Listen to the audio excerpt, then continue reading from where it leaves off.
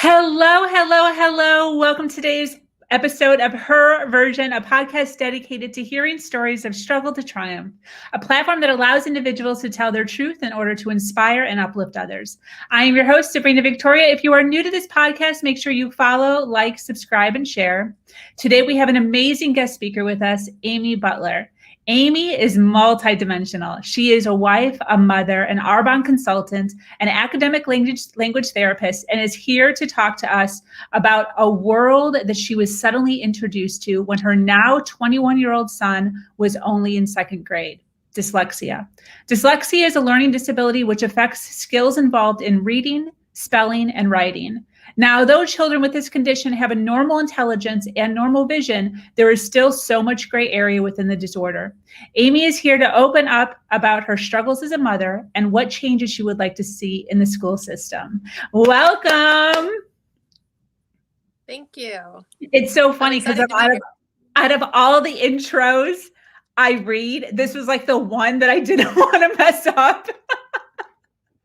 Because sometimes I'm reading and I stumble over my words, and I was like, out of all the ones, I don't want to be fumbling all over myself. How's your day? You didn't want me saying Sabrina. You didn't want me saying Sabrina. Are you dyslexic? How are you? You look gorgeous. Thank you. I am fabulous. And I was doing really good until you started doing your intro. And then I was like, oh, I'm suddenly having a little bit of nerves going on, but that's okay. Well, I read it off a script, so no worries. So Amy Butler, where are you from, by the way? I don't remember. What state do you live in? Yeah. So I am in Kansas, USA. Yeah. I live just outside of Wichita, which Wichita, most people think Kansas City, but Kansas City is mainly in Missouri. Wichita is the largest city in Kansas. So yeah. No kidding. Is it nice out? You're wearing a jean jacket. It's like super hot in Florida. Oh yeah, no. Well, I had a meeting this morning and it wasn't meeting appropriate. So I threw the jacket on just for my meeting. And I thought, well, I'll keep it on so I'm, appropriate for your audience. Cause you don't know. But no, it's super hot outside. I have a pool party going on later this afternoon with some of the neighbor kids, and nice. It's like humidity. Like outside, I would be drenched. Nice. So normal June weather. Yeah. I've never been to Kansas. I have no idea. Yeah, it's we have all the seasons. I think I told you this. We sometimes have all 4 seasons in one day, especially like in spring and fall. But summer we can get pretty hot. Like we can get into like the hundreds a little bit. But just to give you an example, in August one year we went to San Diego, which most people would say San Diego can be hot and nice. I was freezing in San Diego the majority of the time because it was so hot here. So in August. Wow. Yeah. Okay. Well, nice to meet you from Kansas. Yeah, you too. Can you tell us a little bit? So we're talking about dyslexia today. This is something that I know of, but didn't know a whole lot about until I got off the phone with you and all of the wealth of knowledge you have. So I'm so excited that you're here.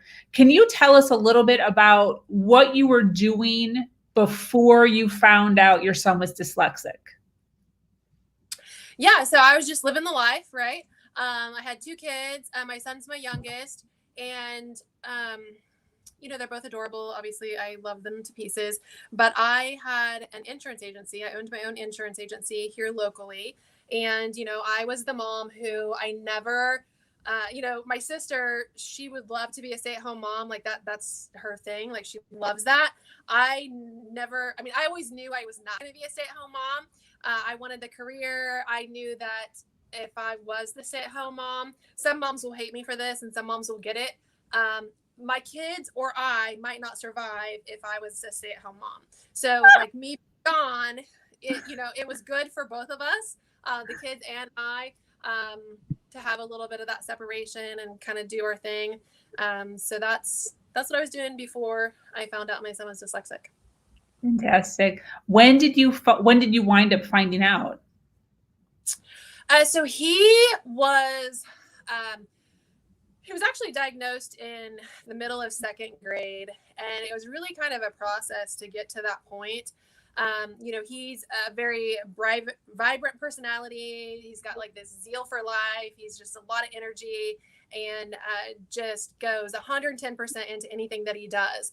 And, he was, water skiing when he was 5. He was just doing all this adventurous stuff. He's just super active, intelligent, very bright, smart kid. And then he went to school, and like in first grade, like, everything was okay. And because I owned my agency, I had the flexibility that I could go on school field trips, I could go to the school parties and that sort of thing. And so I did that. So I was involved, I was in the classroom, I was around the teacher. And, but the first few weeks of school, every day he kept coming home and he would have check marks on his paper. And, so then he's coming home and he's getting in trouble with us because, like, why are you getting these check marks, right? So he's getting in trouble. We're trying to talk to him about how to behave at school and all that sort of thing. And so finally I asked the teacher one day, I was like, hey, like, is there, like, what's going on with Robert, so I can kind of understand, because he keeps getting these check marks, then he's getting in trouble, and like life at home is bad for the kid because he's always in trouble. And she said, oh, it's nothing really. It's just, these kids in first grade, they have to kind of mature, and it takes them a little bit to get used to it. And it's really the boys especially kind of have problems with it. And I was taken aback by that, because I was like, well, if you're a first grade teacher and it's normal first, like, why is he getting a check mark? Like, that should have been communicated, because the kid's getting in trouble at home for being a normal little boy. And so, there was that happened. But really, other than that, that was the only thing going on. And, all the communication I was getting from the teacher and like the parent teacher conferences was, oh, he's doing so good. He's great. Everything's great. Fine and dandy. Just, he's just maturing or whatever. Then we went to the last conference of the school year. And I remember my husband and I were sitting down around the little table, and the teacher was there. And she had another teacher there that I had never met before. And I later learned that the reason the other teacher was there, because they were going to recommend that we hold him back and have him repeat first grade, which really caught us off guard, because we had never, like, there was no communication leading up to that.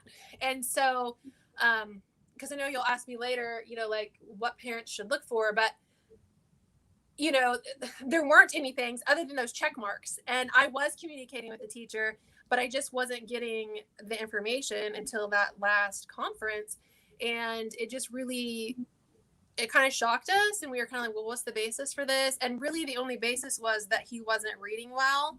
And they thought if he repeated the grade again, that he would be able to read better.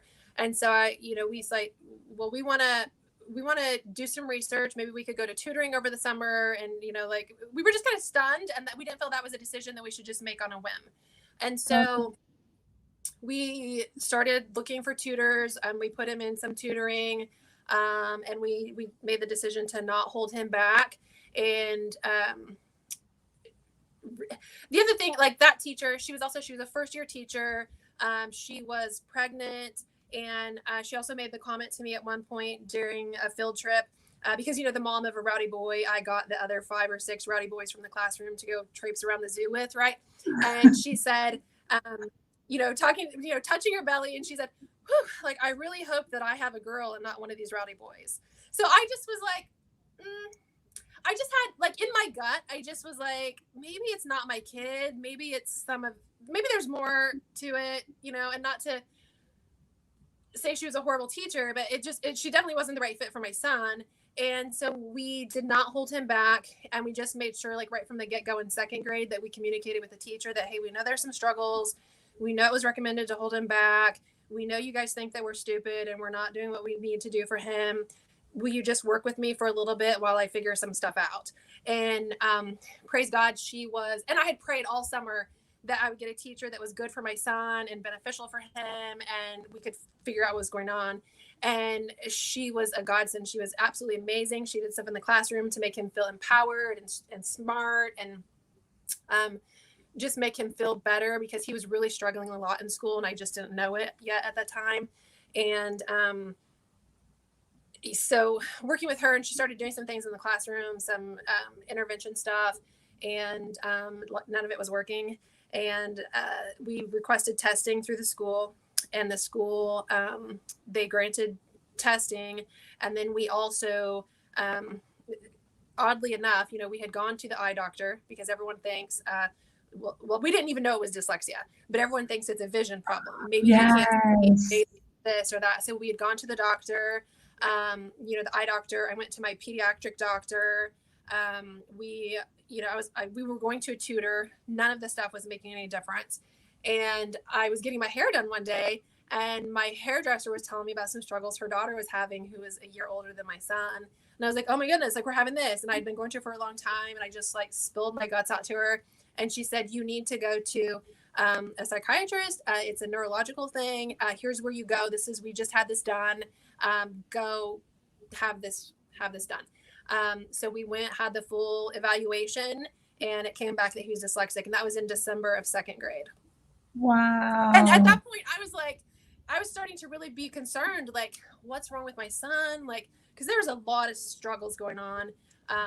By that time, there was a lot of struggles going on with school, a lot of struggles going on at home with us trying to help him with schoolwork. And it was just really, it was very trying on our family.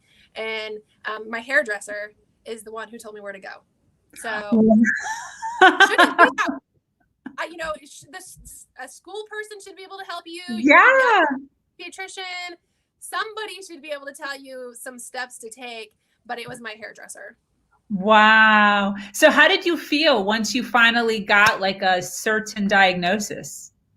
I was relieved because I knew there was a problem, but I didn't know what it was. And if you don't know what you're dealing with, you don't know where to go to look for solutions.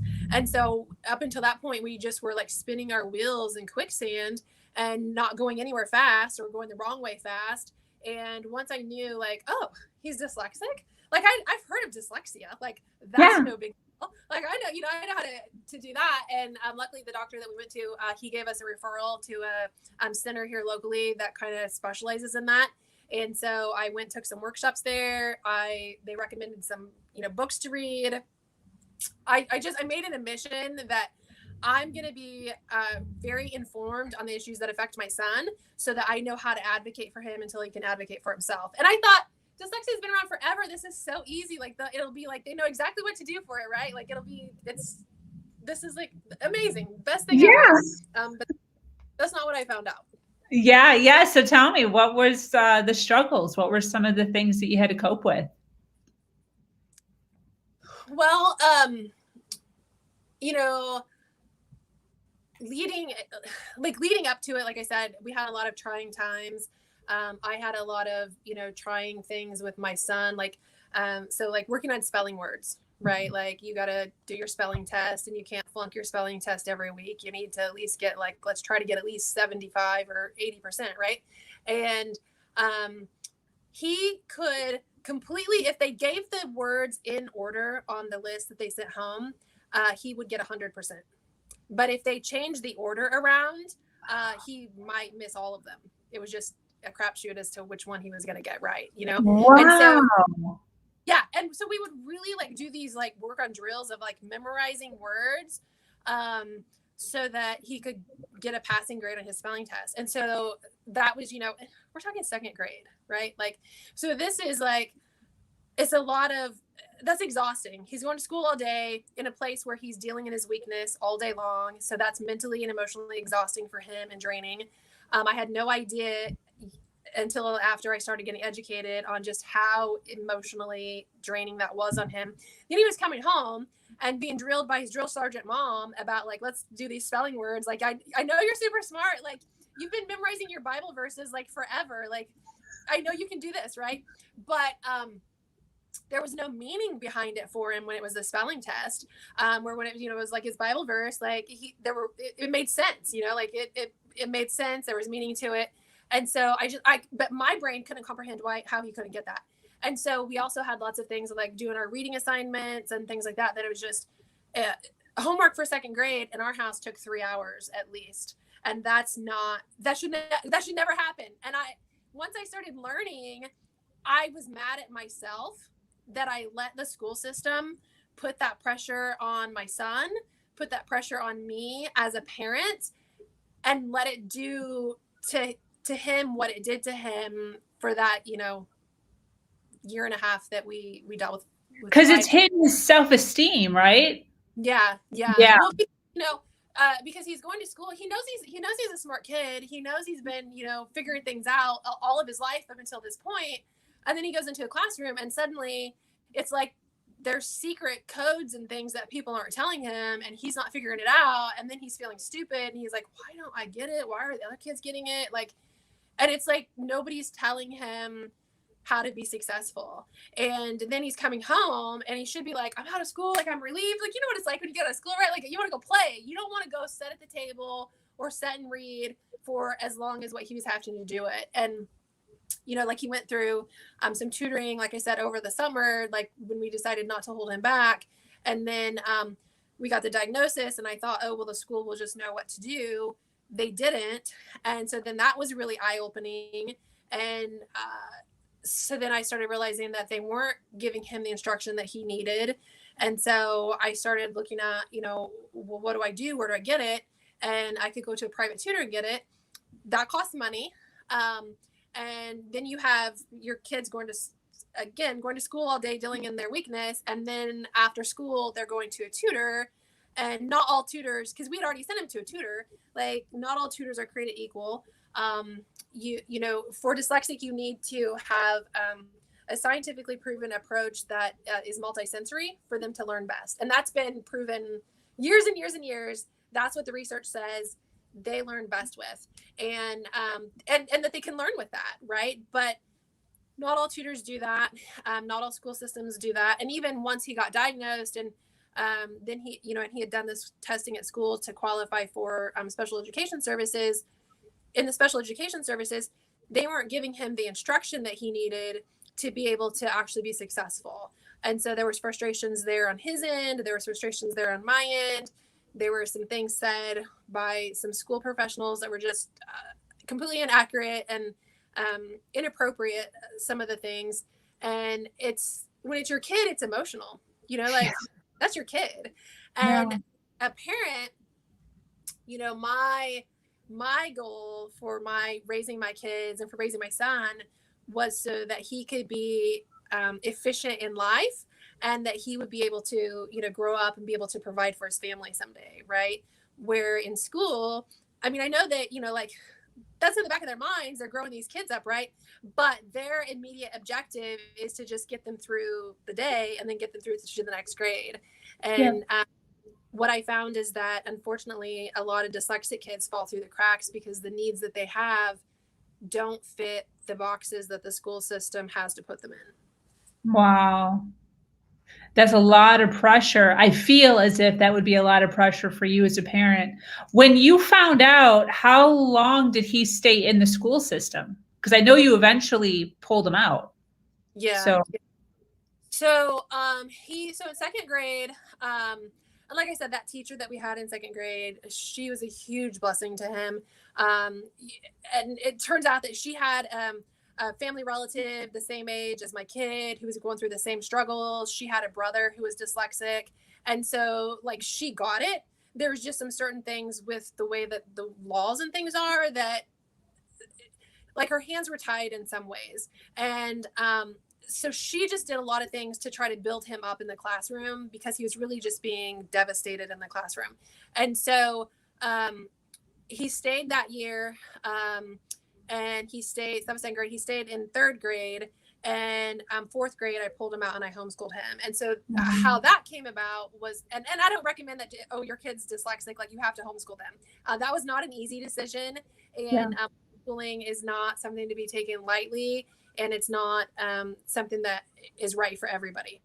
But I had my insurance agency, and we did, once we found out about dyslexia, once we found out about different kind of tutoring, once we found out he wasn't getting what he needed in the school system, I started taking classes myself to get trained as an academic language therapist, which that was, a long time ago. Today, they would just call it a literacy intervention specialist. But I started getting trained in that. And I sent my son to a tutor who was trained in that during the summer of between second and third grade.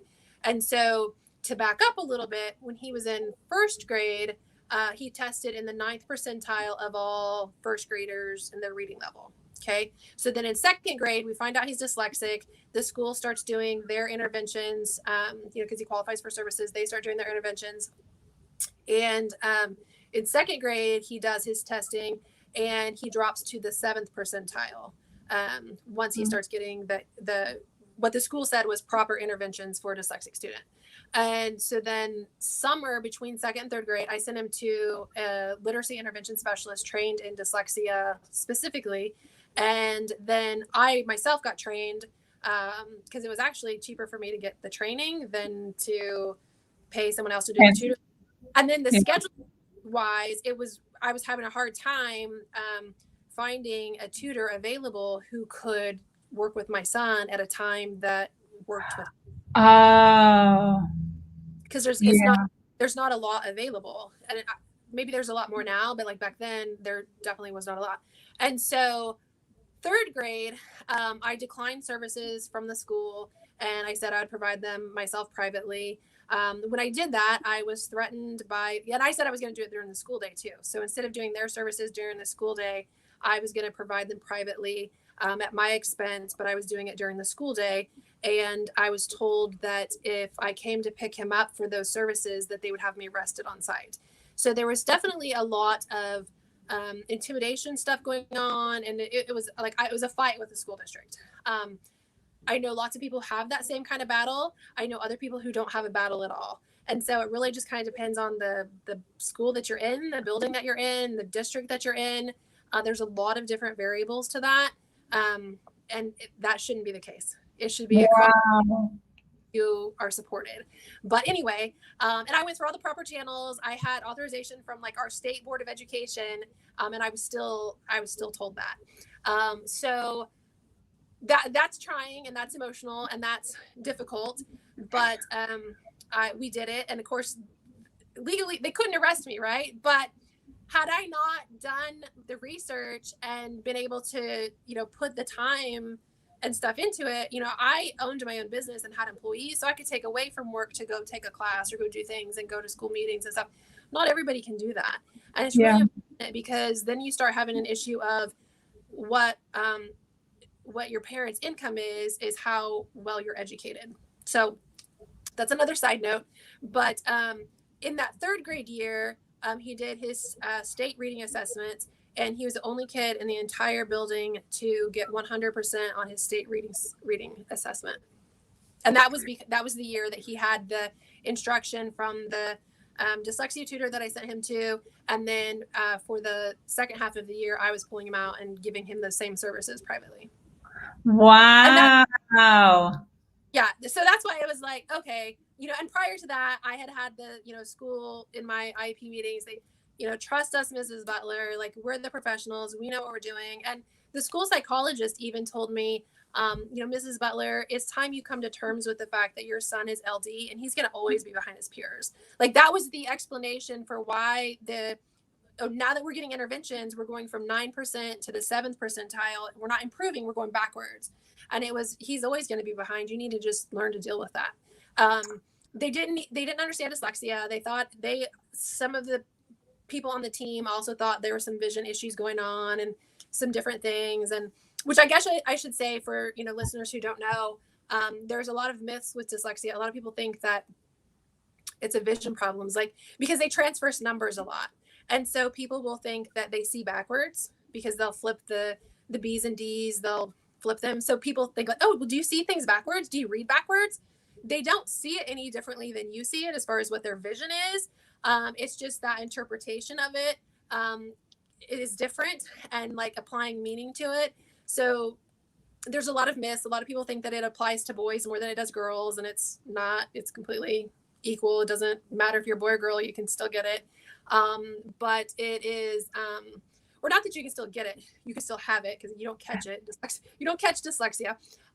But there's just, on the team in the school, they didn't all understand what dyslexia is. And it's a neurological difference where your brain just processes language difference. So like you said in your, introduction, it can affect your spoken word, when you read, when you're writing, all of that communication is affected. And then is dyslexia genetic, or like you said, you can't catch it? How do you get dyslexia? Yeah, it is genetic. It's extremely genetic. So runs in families, which is another reason why it really frustrated me so much, because seeing the struggles that my son had gone through, and then like what I experienced with the school, that like it wasn't an automatic like, oh, he's dyslexic, we know what to do, like let's give him the proper instruction. Like I had to fight for it, and then I ended up having to pull him out for it. It's hereditary, and so a lot of times you have parents who really struggled through the school system like my son did in the beginning, and they a lot of times it's very common that if they don't get the instruction, that they'll drop out of high school. So you have people who have dropped out of high school. You don't always have the same job opportunities as when you finish high school, so sometimes you're dealing with lower income, and then when you have a job like that, you don't have the ability to say, hey, I need to go to my kid's IEP meeting. And some of my IEP meetings will last 4 hours, which is absurd. That's crazy. But not all parents have the means to be able to attend those, to be able to stay there for that long. And then when you have a school professional, this highly educated person telling you, we're the professionals, trust us, your son's always going to be behind. And then when if you felt that you were behind, that's intimidating. It's let's be honest, it's bullying. And it's not appropriate. And like I said, that doesn't happen all the time. It doesn't happen. It's not always the norm, but it happens way too frequently, and it's something that should be not allowed. Yeah, I would 100% agree with you on that. What are some mistakes that either you or parents make when communicating with dyslexic children? Okay, well, so it's not really necessarily that it's a mistake, but just choosing better wording. So like, and I'm not saying this at all to pick on you, because this is correct terminology, right? But like in our intro, you said something about the disorder, right? Probably, yeah. That's what you heard. Yeah. Well, I don't. Maybe you didn't say it in your intro, but I did. I said there's still so much gray area within the disorder. Yes. You said that? Okay. Yes. Okay. So that's the terminology that everyone uses, right? Well, if you have a disorder, there's something wrong with you. Okay. Makes sense. There's nothing wrong with my kid. Sure, he makes mistakes, and he doesn't always do things perfectly, and he's learning, growing human being, but there's nothing wrong with him. Like, he has a learning difference, but there's nothing wrong with him. And so just like having an awareness, and that's not just dyslexia, but that's anything. We call them disabilities, we call them disorders, like just changing our terminology to where we're not like taking away, but changing our terminology to where we're empowering, because he learns differently, but he also, like, he sees things so much differently than I do. So that gives him the ability to solve problems in ways that sometimes I would never even think of. Right. Wow. He doesn't have a disorder. He has a learning difference. And like, he has a language processing difference is what he has. So just little things like that. And there's a really good, it doesn't talk about this specifically, but there's a really good book that I think is every parent, I think, should read. It's called The Psychology of Mindset. Like, mindset is the big bold word of it, but if you just Google mindset, I think it's Psychology of Mindset. It's by, her name is Carol. I think it's Carol S. And then her last name starts with a D. But it's all about the difference between a growth mindset versus a fixed mindset. And it's things like, a lot of times we'll tell kids, like, they'll get an A on a paper, or they'll, get 100% on their spelling test or whatever. And we'll be like, you're so smart. like, you're amazing, right? We tell girls all the time, like, you're so pretty, right? And that's like, we want to know we're pretty, right? Like, don't stop telling us we're pretty, but tell us other stuff about us too, right? Like, with your kid, don't just always tell them that they're so smart. Like, I love how hard you worked on memorizing those words. I love how, like, you really put a lot of effort in that. Like, you really persevered. Like, what character traits did they display that made them successful? I Because love that. in the book, it really talks about, if you just talk about, like, wow, you're so smart, or you're so fast, if they ran a race or whatever, then when they don't win the race, or when they come to a point in school when it's hard and they don't, they get a B or a C or, whatever, like, they freeze up, and then they start questioning, am I really not smart? Were they just saying because it was my mom? Like, were they lying to me? And they'll stop, and then they won't go on.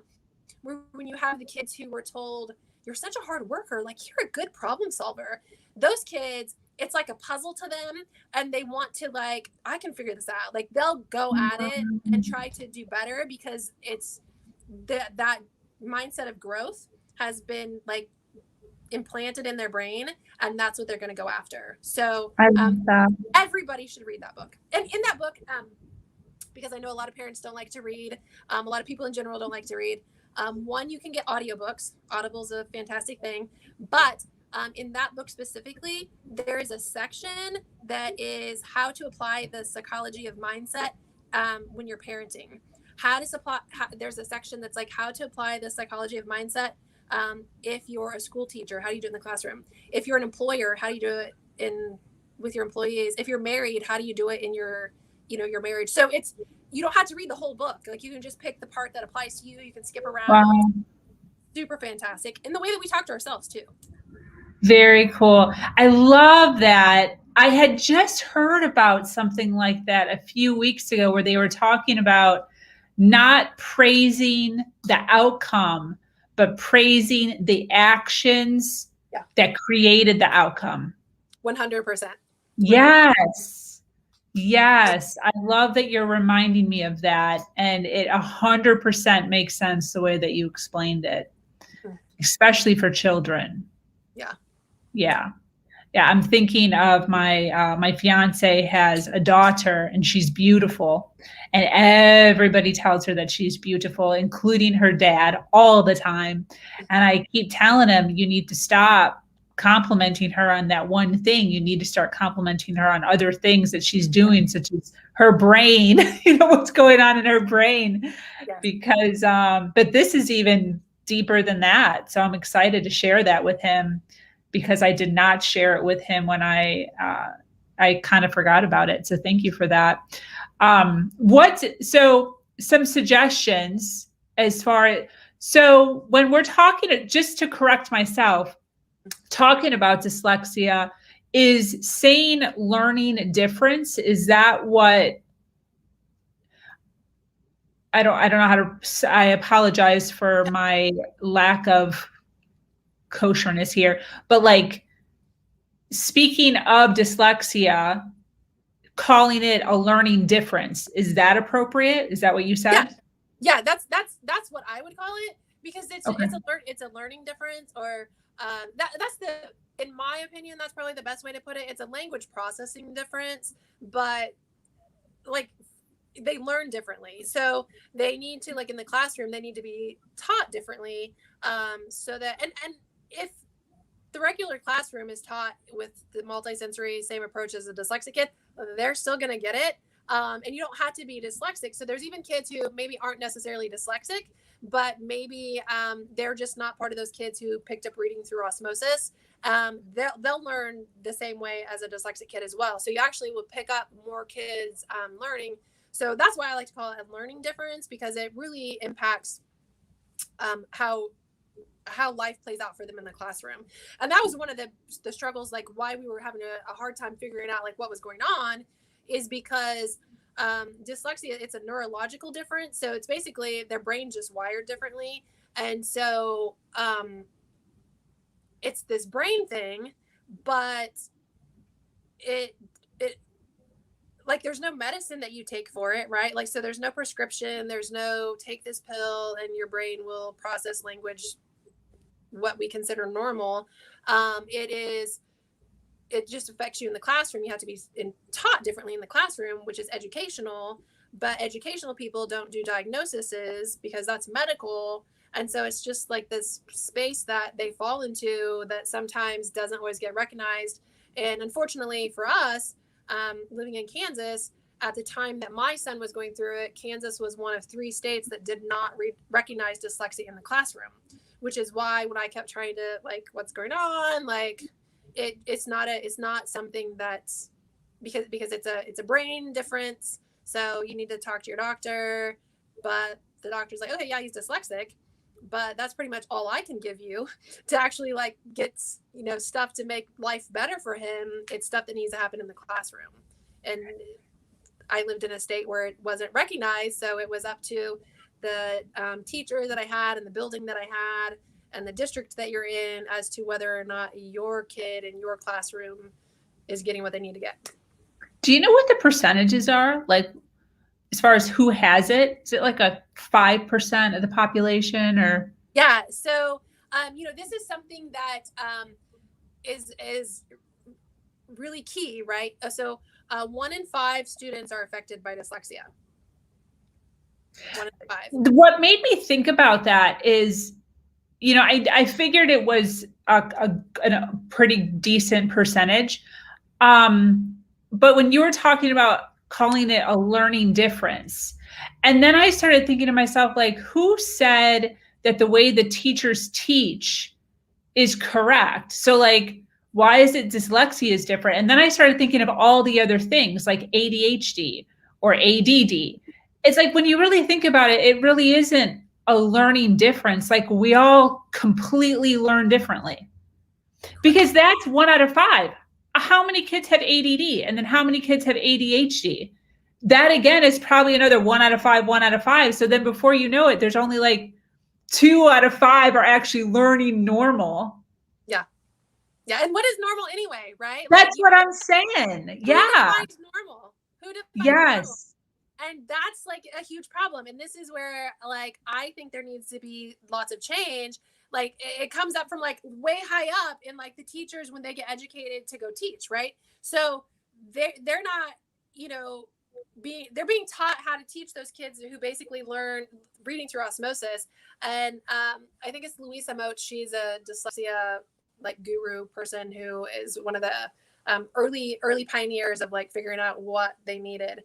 She said, teaching reading, it really is rocket science, because you have all these different, we all learn differently. Some of us learn more auditory, some of us learn more visually, some of us more kinesthetic, which for the dyslexic kid, they need the multisensory. So if you come and approach it through like 2 of those avenues where it's like auditory and kinesthetic. So like I'm telling you the instructions, but I'm also having you do it while you listen to me or do it while you watch me.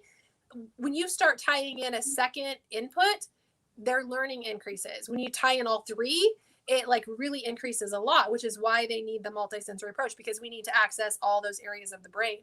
But yeah, who defines the normal? It's somebody who writes curriculum for, teachers going through college, and then you go to college to be a teacher, then you do your student teaching, and then you apply and get a job, and you don't know, are you going to be teaching kindergarten or are you going to be teaching, 4th grade?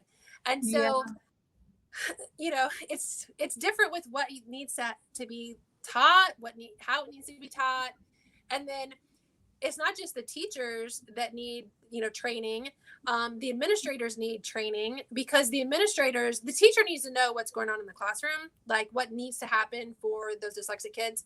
The administrator needs to recognize when they go into the classroom to observe, they need to be able to recognize what's happening or what's not happening in the learning process for the kids. So they can, do some correction or some input or bring in training for their building.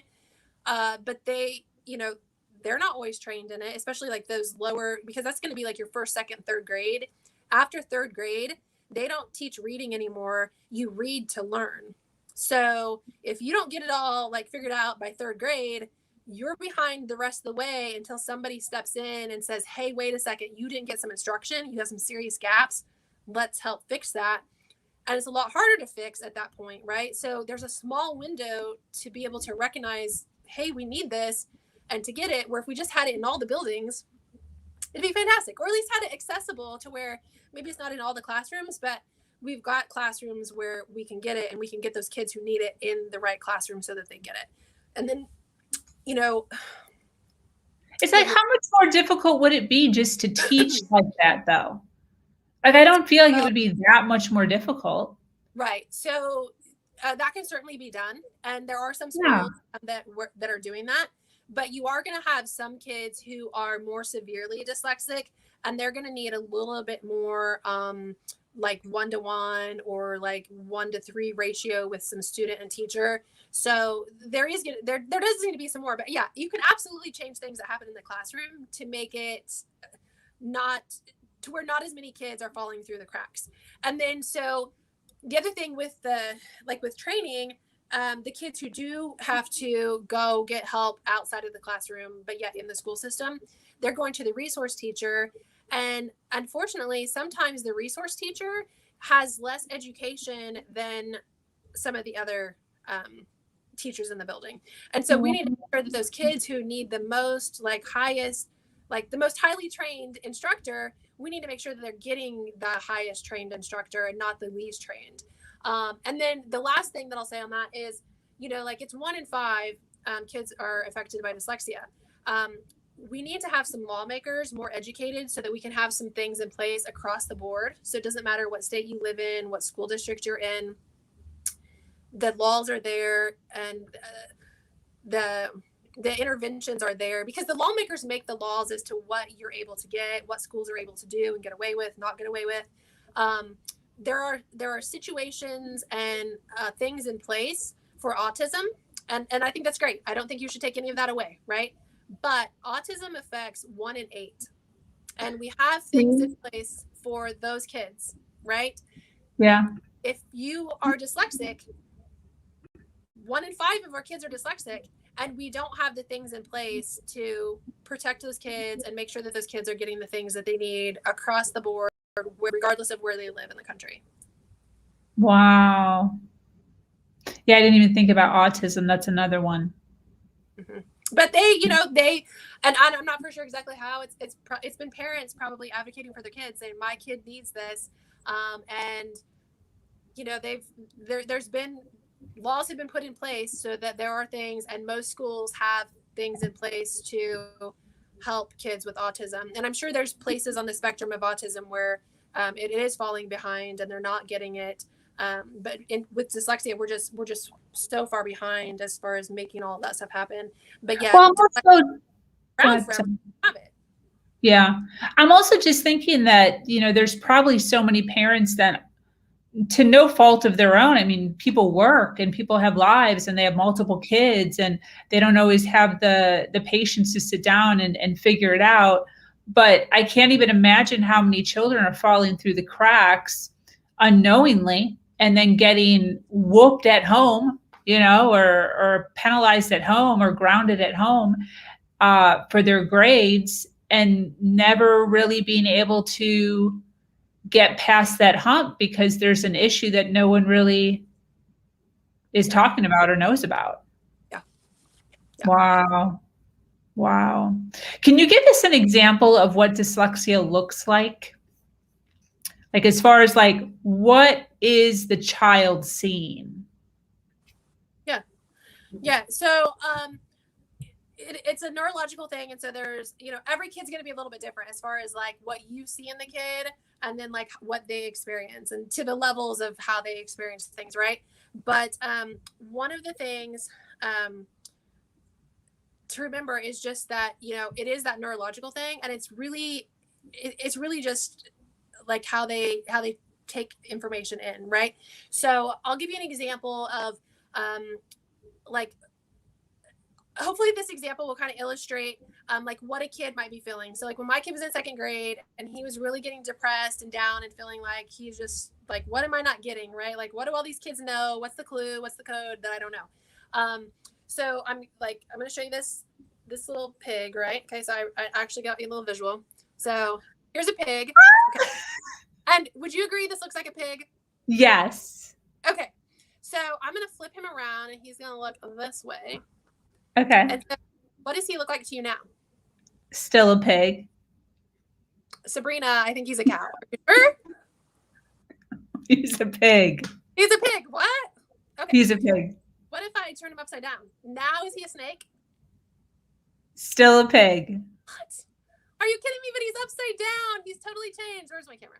He's totally changed. He's a pig. He's a pig. Yes. Sabrina, you're crazy. Okay. So what if and so then like when he's right side up, and if I do this, like he's still a pig? Still a pig. That is so bizarre, okay? Because what about when I show you this? I get it. A bee. That's a bee. Okay. 100% it's a bee. I see a bee. You're right. Okay, it's a bee. Okay, Okay. but I'm going to turn it around, and what is it now? A D. Wow. Sabrina, it was a B. How did it turn into a D? Wow. How did it turn into? It's the same thing. Got it. Same thing. How did it turn into? Okay, and so, but let's complicate it more. What if I go like this? That's a P. That's a P. And that's a Q. Wow. And this one is a P, right? Is that a P? Yeah, that's a P. But for me. Are you sure it's not a 9? That would also be a 9. Yes. Okay, so my son, sitting in class, like this is happening to, like people are like, you're trying to sound out words, and it's like, so like bed, B-E-D, right? So it's like b-e-d, right? Yeah, yeah. He's like, are you sure it's not d-e-b? Wow. Like, are we sure, right? Because nobody, like, the connections haven't been taught to him in a way that he has said, well, let's do the P, okay? So it's a shape, right? But it has a, and it says P, right? P. So we have to be able to recognize that this shape has that sound, and then be able to blend it with other sounds. But when I turn this shape around or I move it, it has a different sound. But it's very similar though. Right. And let's complicate it, because you got like P for your P, you got your B for your B and D. Like, very similar. Okay. But if I take my pig, he does not turn into a cow when I turn him around. Wow. So what I did is, it's not that he ever saw it different, but it's that he like, could you tell me why? Like, how do I know when it's this? How do I know when it's that? Because am I the crazy one who thinks that it's, I don't understand why you suddenly changed the name of it? Because every time we turn it around, we give it a different name, right? And a different sound. But we never give the pig a different name when we turn it around. Wow. And if you want to take it a step further, the pig says oink, oink, no matter which way he's going either. But the letter, the shape of the letter, we change the name of it, and we change the sound that it makes every time we turn it a different way. So my kid is like, am I stupid? Or are these other people stupid? And I just, like you said, what's normal? Yeah. Yeah. Wow. So is it the same thing also with like I's and L's and 7s? Like, is it the same concept? Yeah, like all those things can be like easily, like my son's name is Robert. And for the longest time, when he would sign his name, he would put B, capital B, because you can't turn capital B around. I mean, you can turn it around, but he knows it's not a letter. And so for the longest time, he would sign, and I, like when he was little, like, first, second grade, like I have Mother's Day cards where he signed, and it says Rodert, because he's like, wait, which way does it go? And so he's like, well, that's stupid. I'm not spelling my own name wrong. So he just, on his own, he just decided, well, if I put a capital in there, it's always going to be right. Wow. That's a good way to fix it himself. Problem solver. Yeah, problem solver. Problem solver. That is amazing. I love that you had that. That was so much more of a visual. It was so much more of a visual that I actually like felt emotion with that while you were doing that. And I can't even imagine the feeling, the confusion as Exactly. a child, Yeah. the confusion. Yeah. Yeah. And then you start questioning, like, what is wrong with my brain? Like, why, like, all these other kids are getting it. Like, I was here too. Like, what did I miss? Like, why didn't I get it? And so that's just, yeah. So that's just kind of, I mean, dyslexia as a whole, it looks different for everybody. One of the things that my daughter would always do, so high heel shoes, girls are always fascinated with shoes when they're young. She'd always be like, I want to wear your heel highs. And she'd put on my high heel shoes and be prancing around the house. And then, it's cute when she's 2 and maybe 3. It's like when she's in 4th grade, it's kind of like, honey, they're high heels. What, right? Like, whatever. Okay. Yeah. So it's little things like that where they switch or they'll switch syllables. Like, okay. So like the word lawnmower, maybe they would say lawn lower, which we all sometimes do that. Yeah.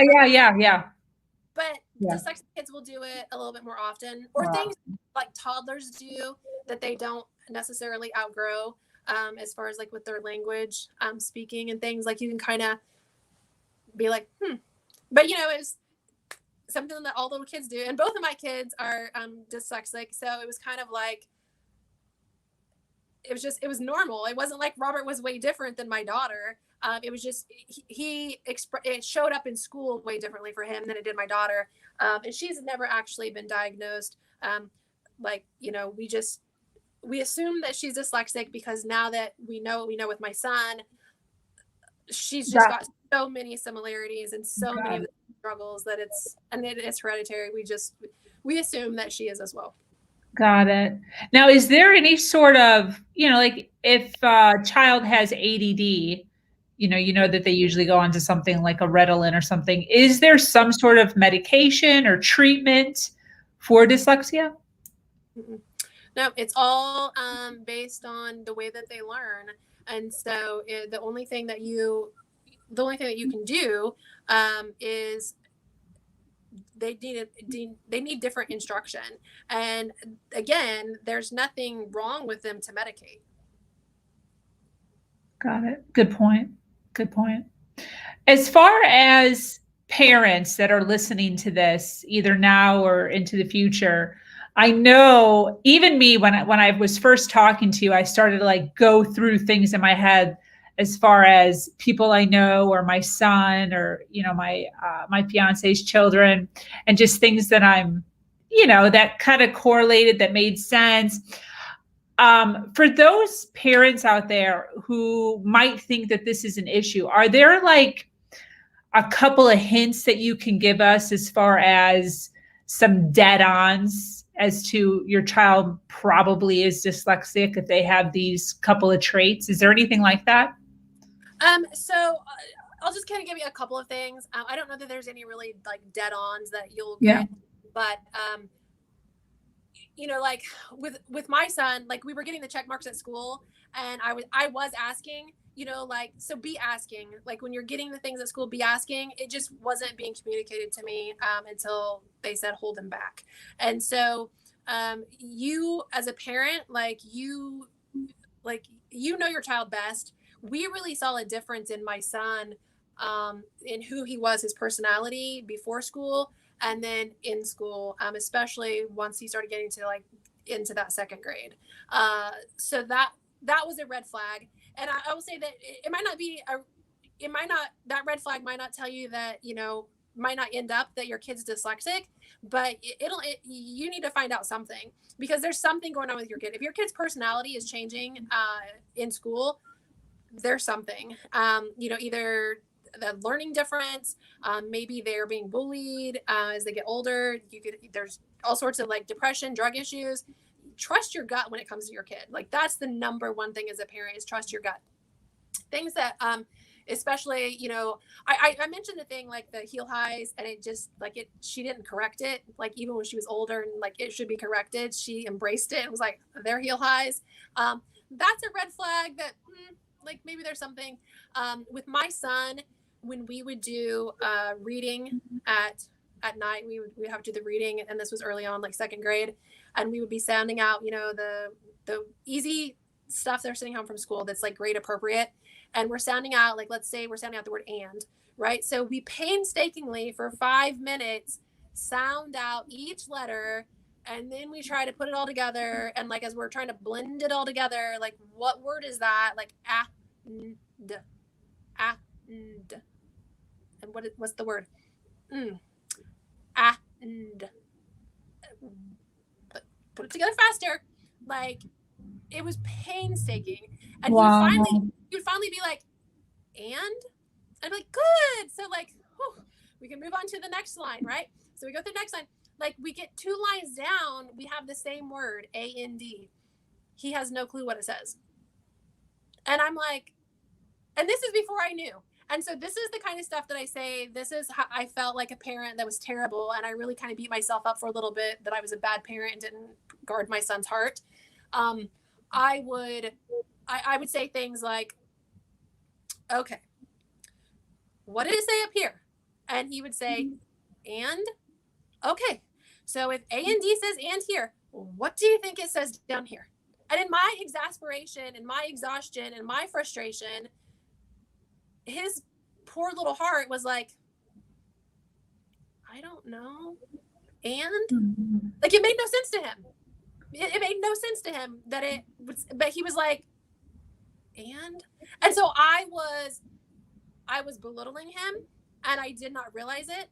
And it legitimately did not make sense to him. He didn't know why it said and in the first place. He sure as heck didn't know if it said and down there, because remember when we took our B and we turned it around? I don't know. Is it still that? I don't know. And I was crushing my heart at home, and I had no idea. And so that's a red flag. Like, if you sound out a word and 2 lines later you don't know what the same word is, that's a huge red flag. What I will say to parents is, I think education is important. I think school is important. But you need to define what success looks like for your family. And success for my family wasn't 3 hours of homework for a second grade kid.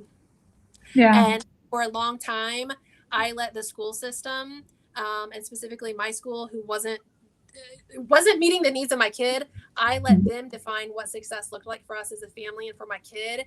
And I put my kid through a living hell for far too long because I wasn't standing up and I wasn't advocating or asking questions sooner than I did. And so, decide for yourself what success looks like for your family, and guard your kids' heart. And if there's problems and you're seeing differences in your kid, question that, seek out, resources. One of the things that when we finally pulled him out and we homeschooled him, he was in 4th grade. My daughter was a freshman, and we were driving out to Denver for Christmas. So it was like middle of the year, 4th grade year, the first homeschool year. And my kids were just playing in the back seat, it's a long, boring drive. And my daughter, she said, "Mom, thank you so much for giving me my brother back." And I was like, "What are you talking about?" And she was like, he's like himself again. Like, he plays with his toys, and he just hasn't been himself and played like this in a long time. And it was like, oh, my heart. Like, she's right, because what we were putting him through in school, and not like, school's not bad. School should be good. I think be able to do what it needs to do, right? Unfortunately for us, it didn't do that. And it was the best decision for us to homeschool him. But my kid started blossoming again once he was able to learn, because if we're not learning, we're dying. And he was being stifled, and he was wilting in his personality and his confidence and how he felt about himself. And so trust your gut when it comes to your kids. And if you don't have the answers, like, don't stop asking. It was my hairdresser who pointed me in the right direction. Wow. Yeah. Don't stop asking. Exactly. Because if you wouldn't have been talking to her about it, then it would have been probably a little bit longer of a wait for you. 100%. So, so during this time from 4th grade on, I want to mention this because for a couple reasons, but one of the main reasons is I know a lot of times mothers who choose not to work outside the home have an option of doing a multi-level. And multi-levels a lot of times have a bad connotation around them. And I loved your story as far as, you had kind of dipped into it previously before any of this had happened, and it was a safety net for you. Can you kind of explain, first of all, what MLM you are with, and then how it kind of came to be that it was perfect for what you actually had planned going into the future without you even knowing it? Yeah.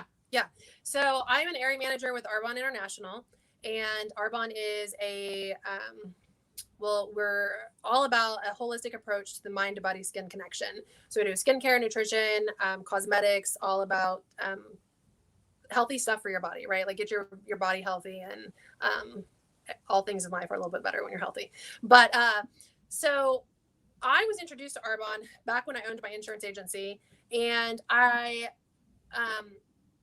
was immediately interested, but yet at the same time, kind of like, because what you said, like that stereotype, I was kind of like, there's a catch. Like, what's the catch, right? So I signed up as a consultant, and I was using their products. Their products transformed my skin, so I was thrilled about that.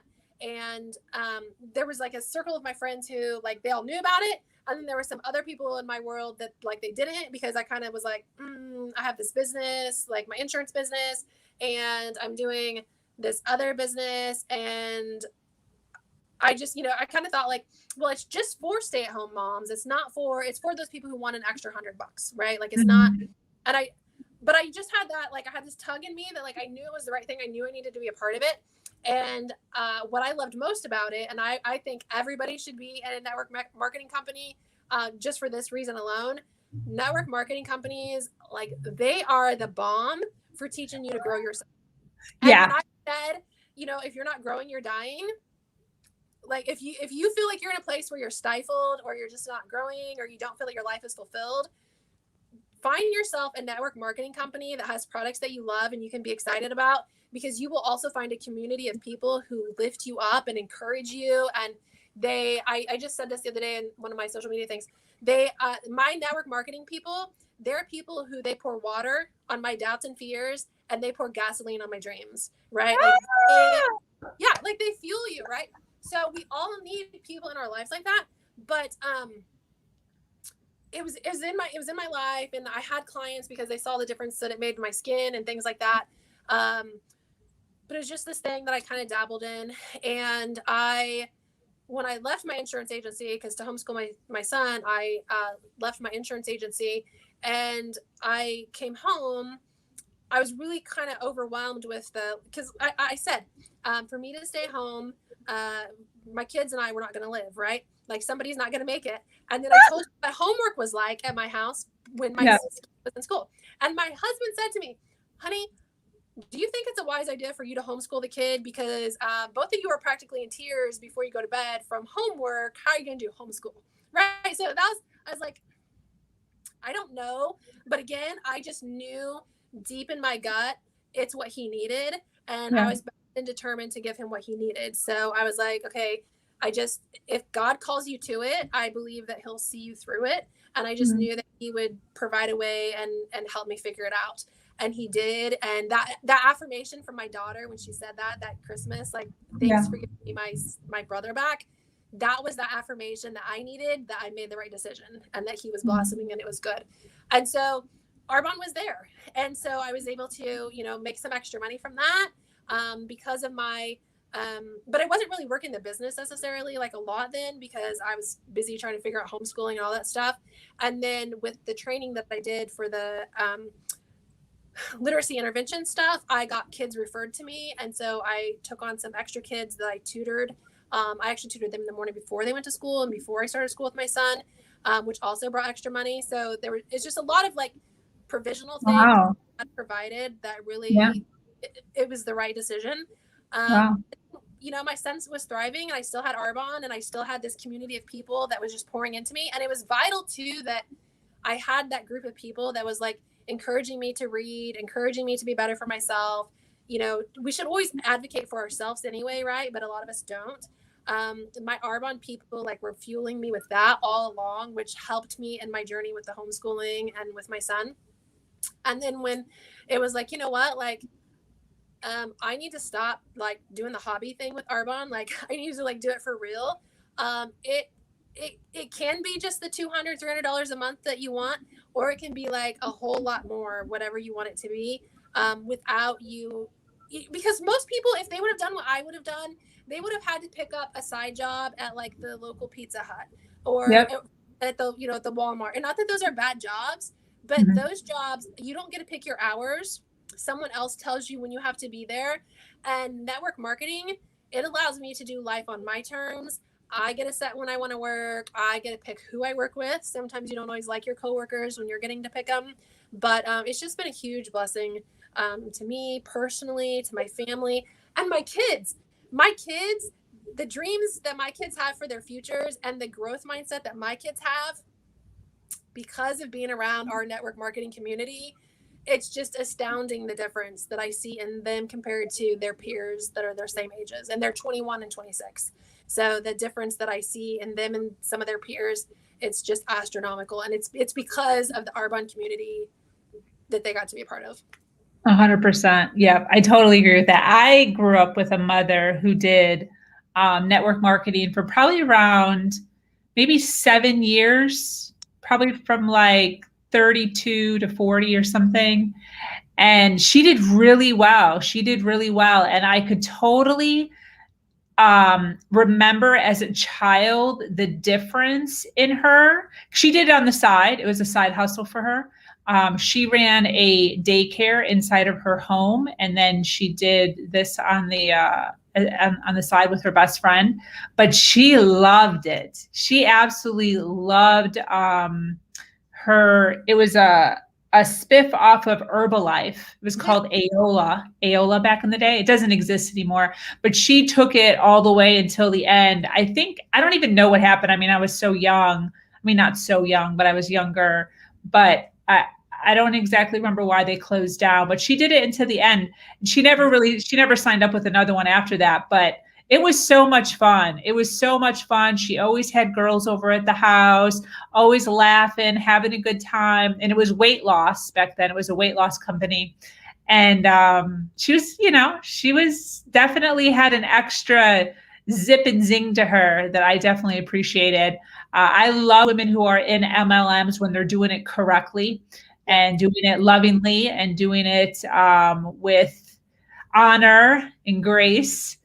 And I believe that you are 100% one of those people. So that's awesome. That's awesome. As far as getting back to dyslexia, in your personal opinion, what are some changes that you would like to see the schools kind of have with these children? What do you think? Well, really just well, if we could all start to embrace the language differences, right? It's not a disorder. You don't have you're not just disabled.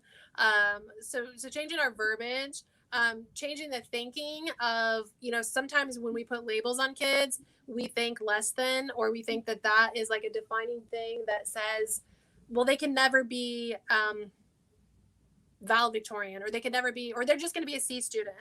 Maybe they will, maybe they won't. When you have high expectations of people and you expect excellence from people, they're much more likely to give you excellence. Just like what I said with the growth mindset of the kids who, yeah, you might not know this, but can you figure this out? They're going to, when you expect the excellence of the action and the work, the outcome becomes much better. Where when all we're looking at is the outcome, and they're kids, right? So they're growing into it. Do you know what grade you got on your stuff in second and third grade? But it's we want to define kids by this, and we want to put the labels on them as far as their success in life and outcome, what it's going to be based on what they got on a spelling test or what they got on whatever assignment. And if we would, really start looking at the effort and like what they're putting into it, because some of those kids that are learning different, like they're putting 110, 150% into it. And some of the kids who are just easily getting an A, they're not putting nothing into it, right? And so when you come to be 40 and you're at a job or a side hustle or you're building a business, it's not how quickly you can get an A on something. It's, do you have that grit inside of you to like push through and get it done? And when you're relying on a friend to be there for you, you don't care like how beautiful they can be when they come to the hospital to help you. Like you care how quickly they get there, right? Like what they're going to drop and what they're going to do to make things happen for you. And so just start like what we value as a society sometimes needs to change. And these are pie in the sky things, right? Like this isn't something that I can be like, hey, let's change this and here's a list. But these are just things that if we can start changing them in our homes, we can start changing and impacting like our communities and start having that impact in the school system. But as far as the school system itself, it really boils down to the training so that those teachers, they recognize, hey, these are some red flags. These are things that they should be outgrown by this point in time. The way that they're changing up the words, that should be fixed. So it's not, maybe we need to refer them for some testing. Or like you said, why couldn't we just implement the right type of instruction in the classrooms and there'd be less kids that even needed the extra, right? Totally. Yep. That's those are some of my dreams. Yes, I agree with all of that. So as far as the information that you hold, and anyone that's here listening right now who's having an aha moment, and you are their hairdresser right now, is there any way to contact you as far as if anyone has any questions? And then also on top of that, who should they be contacting? I mean, do you contact a counselor? How do you even do that? Yeah. So, as far as getting in touch with me, I'm on social media. I'm on Instagram. I am butler.amyb. And on Facebook, I'm Amy Butler. There's a gazillion Amy Butlers. So probably if you search Amy Butler Arbonne, you'll get my Arbonne page, which I don't keep completely active because I'm mainly on my page. But if you send me a message there, I'll be able to see it. And then we can correspond that way. You can find my personal page. But it's Amy Butler. I kind of look like this in my picture. Yeah. Are you? What? Are you raising? Yeah. Are you active on Instagram? Yeah. Okay. What is it? It's Butler. It's butler.amyb. And I say I'm active on Instagram. If you look at my profile, I don't post on my profile all the time. I'm always posting in my stories, and people are messaging me all the time. Okay, cool. So they can message you through Instagram. Yeah. To find you more easily. Okay, cool. And then what do people do?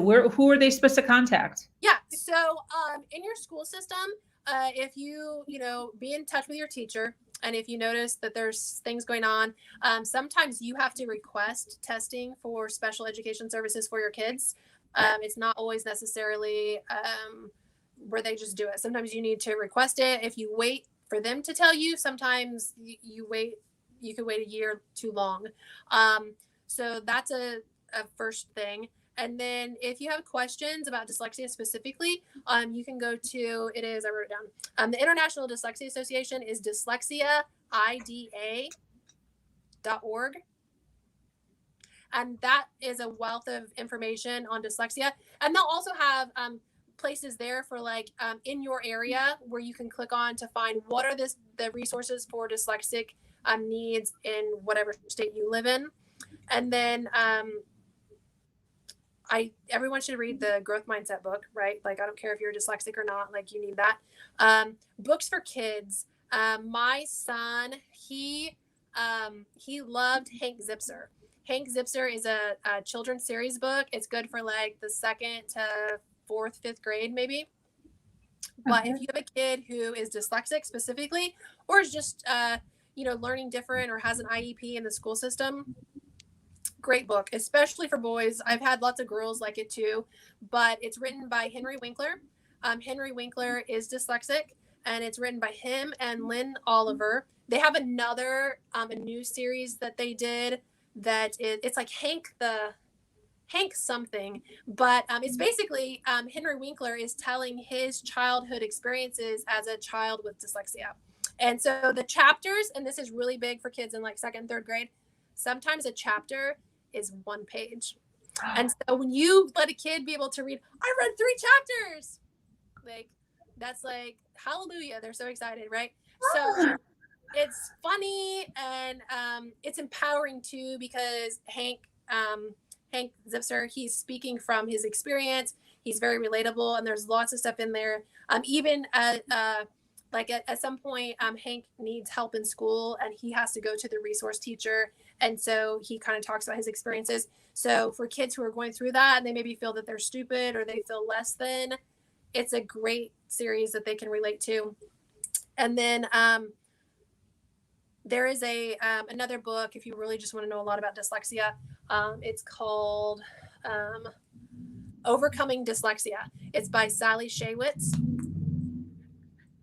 And that has a section that's all about the neurological brain science. So if you really can geek out on that, it's got a section for you on that. But then it's also got a section that is about practical interventions and things that they've done, like actual case studies for dyslexic kids and things like that. So if you're working with dyslexic kids, or you have a dyslexic kid and you just want to like know all that you can know, that's a really good resource.